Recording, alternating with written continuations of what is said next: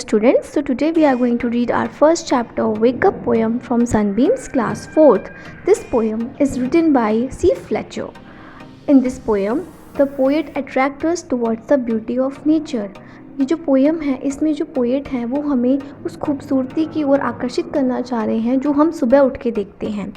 When we wake up early in the morning, we see the rising sun.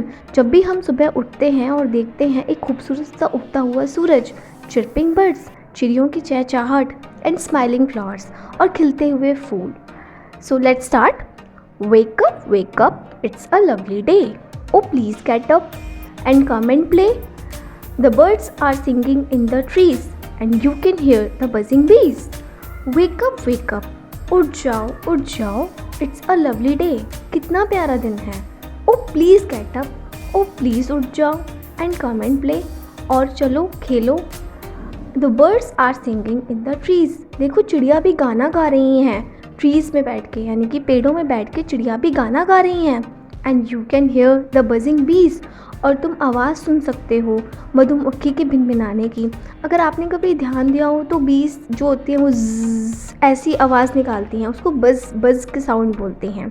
Buzzing हाँ इसलिए क्योंकि वो एक वर्ड मतलब एक काम कर रही हैं, वो मतलब आवाज़ निकाल रही हैं, इसलिए वी यूज़ बजिंग साउंड है. Wake up it's a lovely day. उठ जाओ कितना प्यारा दिन है. It's is a contract form of it is. Oh please get up, oh please उठ जाओ एंड कम एंड प्ले, और आओ खेलो. It's too much too late to lie in bed. बहुत देर हो चुकी है बेड पर सोते हुए. So hurry up you sleepy head. तो अब तो उठ जाओ और जल्दी करो. स्लीपी हेड का मतलब होता है कि ऐसा इंसान जिसे नींद बहुत आती है, जिसे नींद मतलब जो हमेशा नींद में रहता है, उसे स्लीपी हेड बोलते हैं. Wash and dress and come on out. Everyone is up and about. The cow, the horses, the ducks and the sheep, and the tiniest chicken, cheep. Wake up. Wash and dress means कि अच्छे से नहा धोकर तैयार होकर आ जाओ. देखो सब लोग हैं यहाँ पे. Everyone is up and about. The cow, the horses, the duck and the sheep. कौ भी है, घोड़े भी हैं, डग्स भी हैं, शीप भी हैं, सब उठ चुके हैं.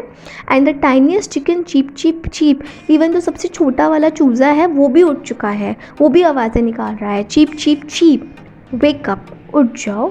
Buzzing make a continuous low sound. एक कंटिन्यू लो साउंड मतलब धीमी सी आवाज़ जो चलती रहे उसको बजिंग बोलते हैं. Hurry up to do something more quickly because there is not much time. किसी काम को बहुत जल्दबाजी में करना क्योंकि उतना टाइम बचा नहीं है करने के लिए. लवली, ब्यूटीफुल, खूबसूरत. Sleepy head a way of addressing someone who is not completely awake. किसी को इस तरीके से किसी ऐसे इंसान को एड्रेस करना, स्लीपी हेड, जो पूरी तरह जगा हुआ नहीं है, ना सोया हुआ है ना जगा हुआ है, नींद में है.